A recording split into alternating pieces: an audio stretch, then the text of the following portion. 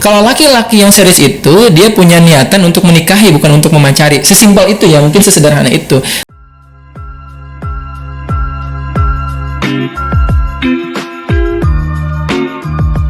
Assalamualaikum warahmatullahi wabarakatuh. Waalaikumsalam warahmatullahi wabarakatuh. Alhamdulillah teman-teman, kita kembali lagi di program YouTube-nya Teman Hijrah yang bernama Curhat Ceria. Curhat dongka. Oke, nggak apa-apa. Lanjut. Oke. Kembali lagi dengan saya MC Magang Teman Hijrah. Jadi wajar masih magang. Iya, wajar ya. Yang bernama Bayu dan saya juga ditemani oleh Pesan saya yang ditemani sama MC kayaknya. Hai, assalamualaikum teman-teman semua. Selamat datang di Curhat Ceria, Curhat dong Kak. Gimana nih, Bay? apa? Ya, Anda MC-nya, mohon maaf.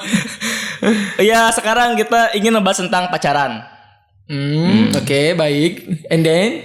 Terus juga dia tuh mungkin kita ini akan menjawab keluhan-keluhan netizen seputar konsultasi mungkin ya soal pacaran dan juga soal yang sering di ghosting. Ini kita inget Dustin ya nggak sih? Ini Dustin Syariah. Masya Allah. Bukan Dustin Timberlake ya. Oh, ya. Oke. Jadi kita udah bawa Q&A lagi ya di Instagramnya Teman Hijrah. Nah, tema yang akan kita angkat pada ini episode berapa ya? Ketiga. Oh, bukan. Ini serial ketiga ya. Judul ketiga. Judul ketiga yang kita angkat di kesempatan ini adalah pacaran. Nah, alhamdulillah udah banyak banget teman-teman yang ngirim pertanyaan, curhatan di Instagramnya Teman Hijrah, dan hari ini kita akan coba jawab kalau ada pertanyaan. Kalau misalnya ada yang curhat ya kita tanggepin. Kalau ada yang minta saran ya kita kasih saran. Kalau ada yang minta nikah ya kita kita nikahin antum ya. Kita carikan pasangannya. Masya Allah, kayak dia gitu ya. Gimana? Banyak banget ya? Banyak banget. Jadi kita tapi sebelum itu kita mungkin bahas pacaran dulu ya sedikit ya, setitik kali ya. Gimana? Ini menurut saya magang nih ya. Ini menurut saya pacaran. Serah Bayu atau gimana maunya? Kalau menurut Bayu pacaran itu ya ibaratnya pas di awal tuh manis gitu. Manis dengan penuh dengan janji manis si dia.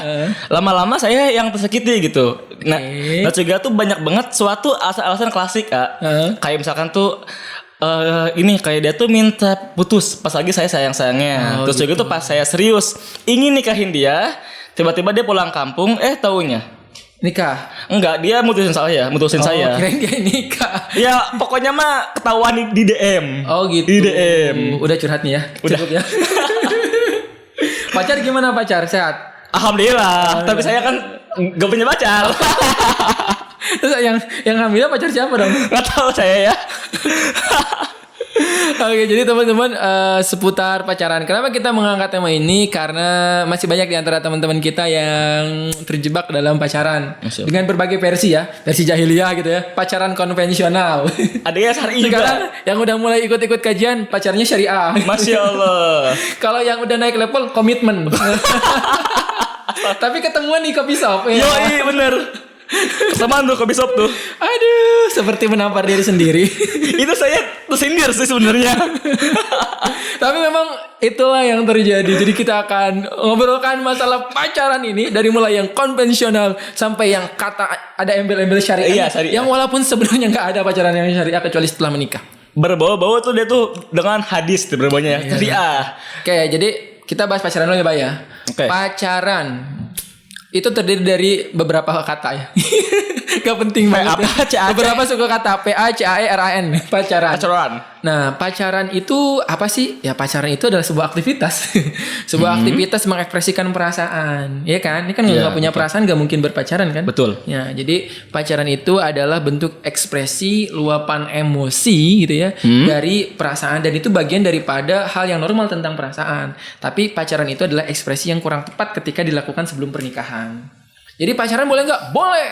Kalau sudah menikah. Tapi kalau pacaran sebelum menikah mendingan tunggu dulu deh. Skip dulu ya. Karena nanti kita akan bacain beberapa pertanyaan dan curhatan dari netizennya Teman Hijrah tentang suka dukanya pacaran, bahkan ada yang ditinggalkan dan lain sebagainya.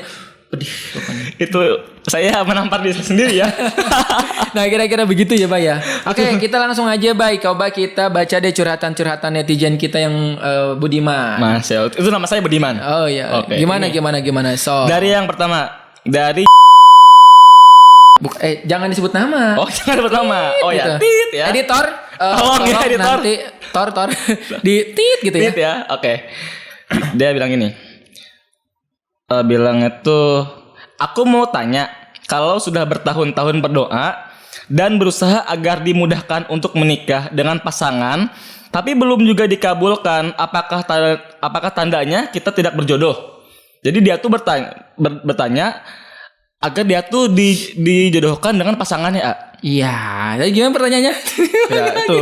Aku mau tanya. Ini sambil live nih, seru nih kayaknya. Aku mau tanya, kalau sudah bertahun-tahun berdoa dan berusaha agar dimudahkan untuk menikah dengan pasangan, tapi belum juga dikabulkan, apakah tandanya kita tidak berjodoh dengannya? Sebentar. Aku udah berdoa dengan pasangan. Nah ini kan udah punya pasangan. Iya, berarti pacaran. Oh, pasangan sebelum menikah. Iya. Gitu. Tapi belum juga dikabulkan. Oke, jadi ada pertanyaan nih, Mah. Ini menarik banget ya. Ada seorang yang dia bertanya, teman kita nih, netizen teman hijrah, dia sudah pacaran, punya pasangan gitu ya, pacaran, udah bertahun-tahun berdoa, tapi Syariah ya, komitmen. Tapi belum dikabulkan gitu ya. Ini tuh kayak seolah-olah apa gitu ya, berdoa di tengah dosa gitu. Astagfirullahaladzim. Oke, buat teman-teman semua begini ya, gimana ya? Saya mau ngasih saran deh gitu ya, buat teman-teman yang masih berpacaran sampai sekarang dan menunggu kepastian gitu. Oke. Nah inilah nggak enaknya pacaran gitu, bertahun-tahun pacaran tapi juga belum mendapatkan kepastian. Dan jangan sampai gitu ya, jodohnya itu justru bukan dia gitu. Jadi bayangkan bertahun-tahun itu kita hanya menjaga jodoh orang gitu. Nah, saran saya buat yang bertanya, ketika teman-teman sudah berdoa dan tidak mendapatkan kepastian daripada si dia yang selama ini jadikan pacar, Mas. maka pertama begini. Kalau teman-teman sudah mulai menyadari bahwa ini adalah sesuatu hal yang tidak baik gitu ya. Betul. Kenapa? Karena menunggu tanpa kepastian. Coba cari kepastian itu, tanyakan kepada si dia apakah dia siap untuk menikahi atau tidak.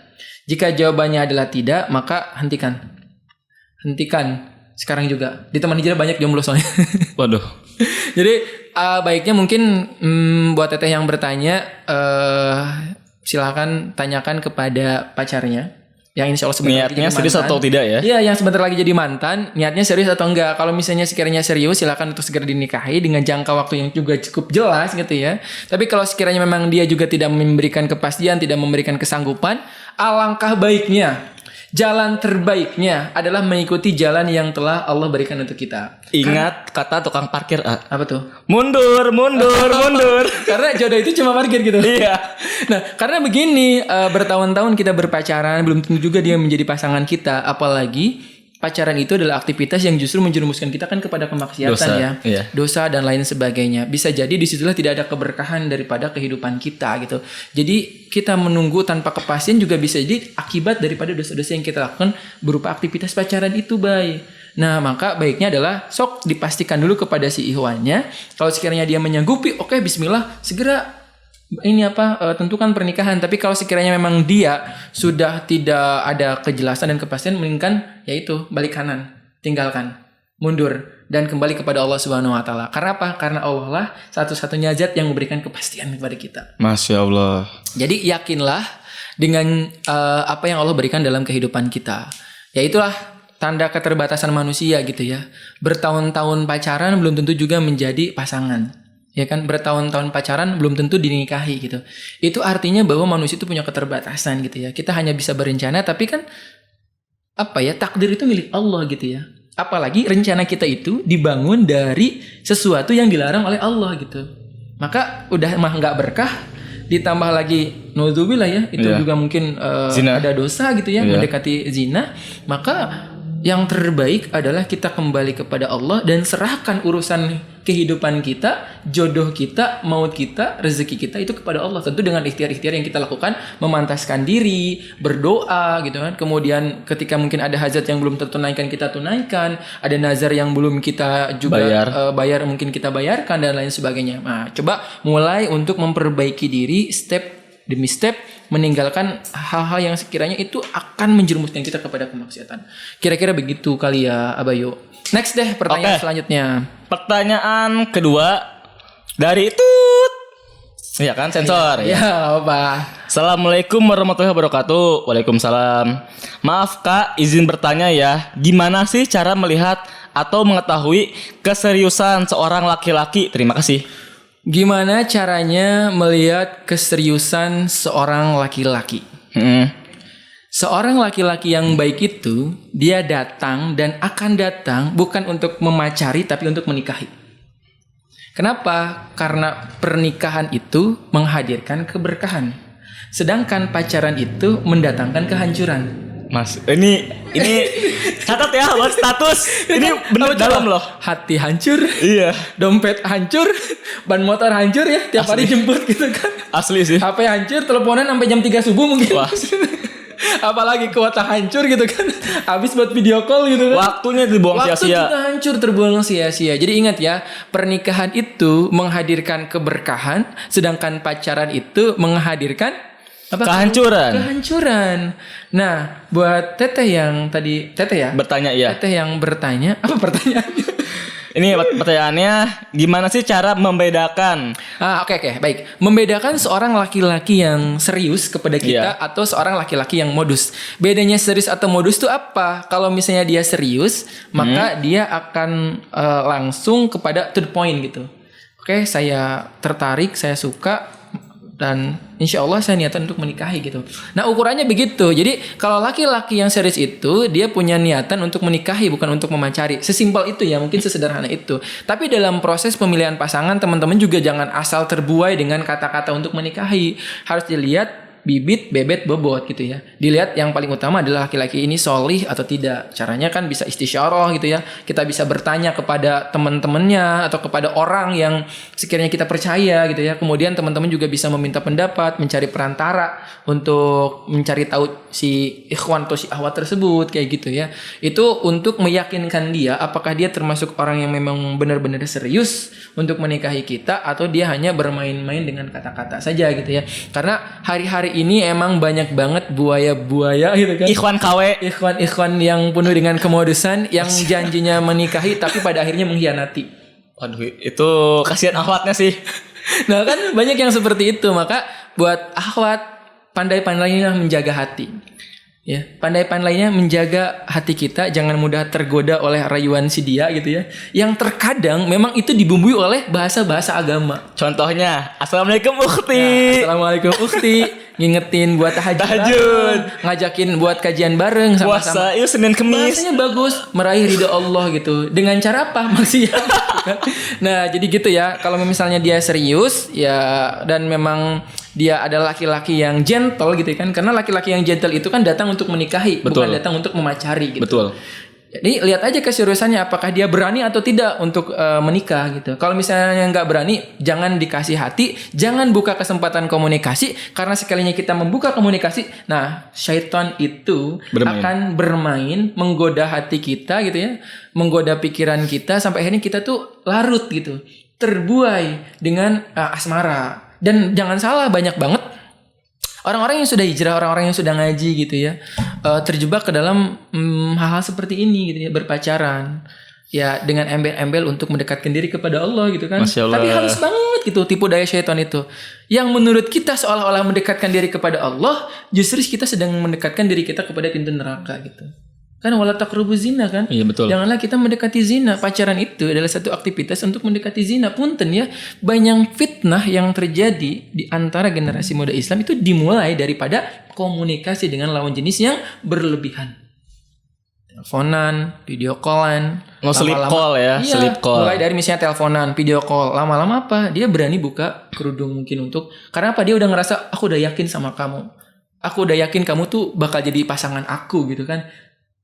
Tapi apa yang terjadi gitu kan? Ikan hiu makan tomat. Tamat.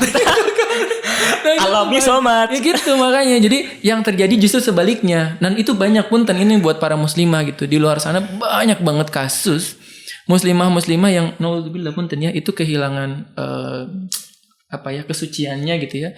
Karena dibujuk oleh ikhwan-ikhwan buaya ini gitu ya. Astagfirullah. Dan memang wanita itu kan psikologisnya begitu gitu ya. Dia tahu digombalin. Dia tahu gombalan itu adalah sesuatu yang memuakkan gitu. Tapi dia menikmati itu semua.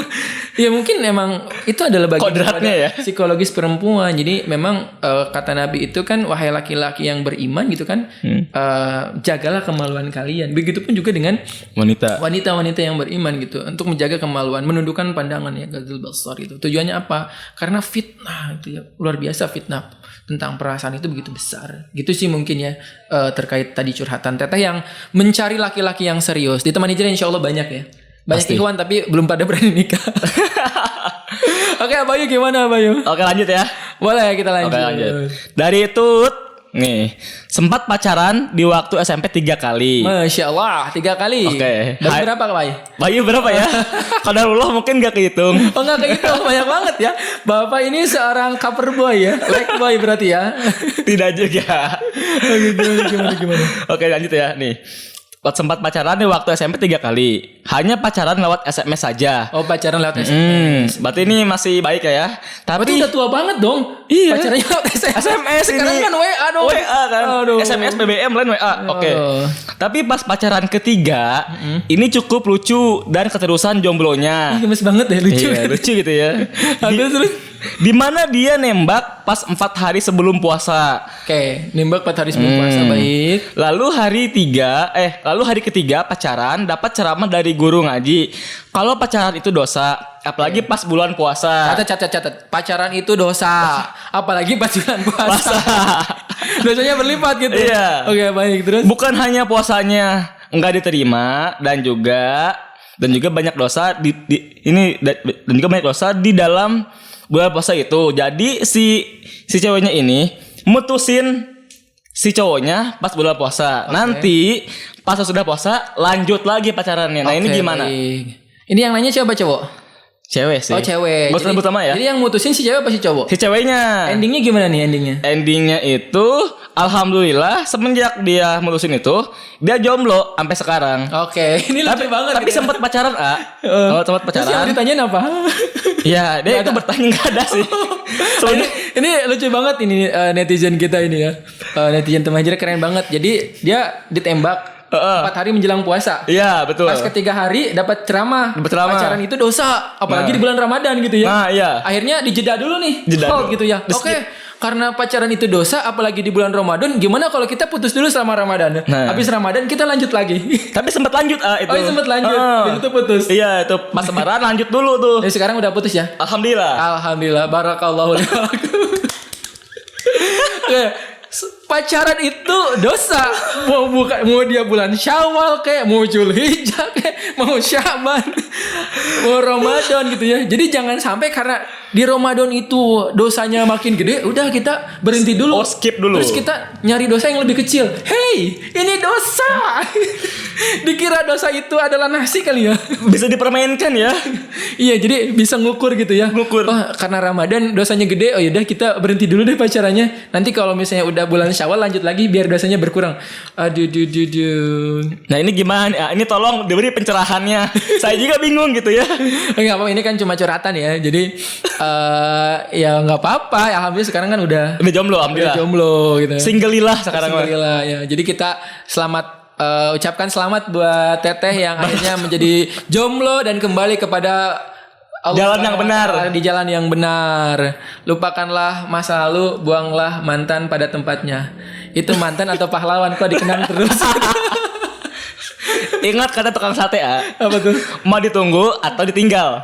Mau ditunggu atau ditinggal? Oh, mau ditunggu atau ditinggal. Iya, boleh. Boleh, masuk. Bapac banget jaknya. Oke, lanjut Abayu, lanjut. Oke nih. Nah, kalau ini tuh dari